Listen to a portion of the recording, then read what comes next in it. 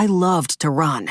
I never felt so free as when I was racing the wind with the sun on my face and no particular place to go.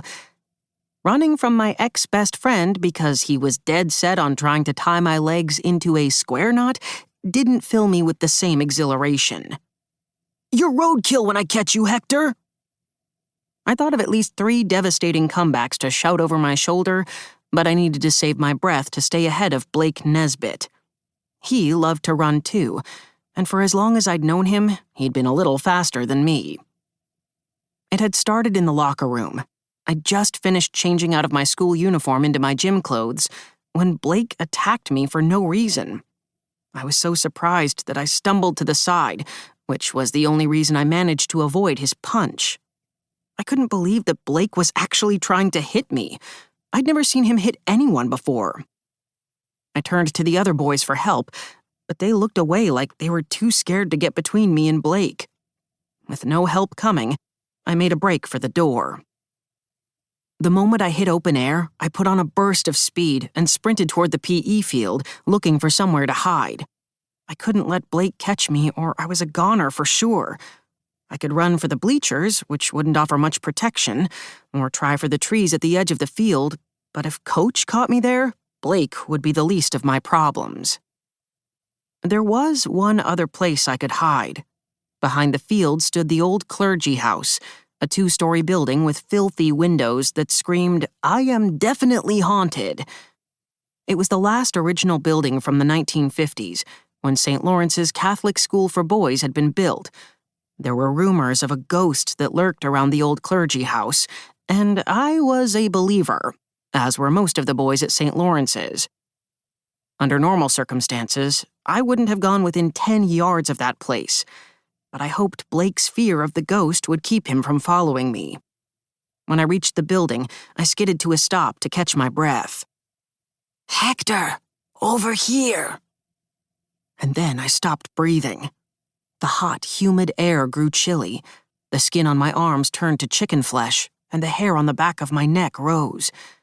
I looked around to make sure it wasn't another boy playing a prank on me, but I was alone behind the clergy house, as far as I could tell, and I didn't recognize the voice.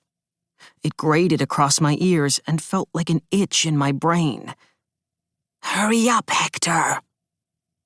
I was imagining things. That had to be it.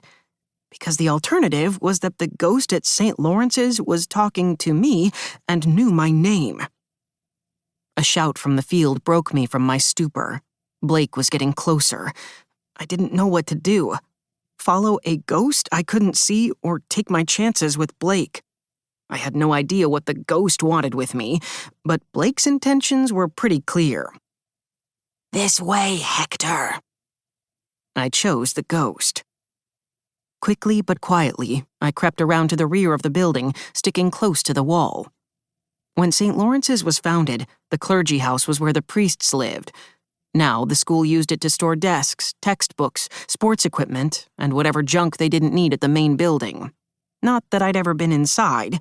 It was strictly off-limits to students. Derek Boyd swore he'd snuck in once and that he'd seen spiders as big as footballs scurrying around, and slimy black mold growing on the walls.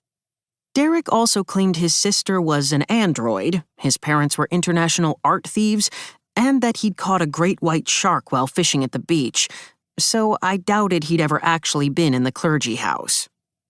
It didn't look like I was getting in either. Both the knob and the deadbolt above it were locked, and no matter how hard I shook the door, it didn't budge. "If someone's there, please let me in!" Shutters covered the first-floor windows, probably to keep out kids like me. I was toast, the kind that's so burnt you can't save it no matter how much peanut butter you cover it with. A wave of hopelessness washed over me. It was like someone had scooped out the happiness inside me and left me empty. I wanted to quit. Blake was going to win anyway. In 5th grade, I'd been taller than Blake, but he'd sprouted a few inches over the summer, leaving me the runt of the 6th grade litter. He was bigger and stronger and faster than me. I should give up now. There was a click, and when I looked, the deadbolt was unlocked.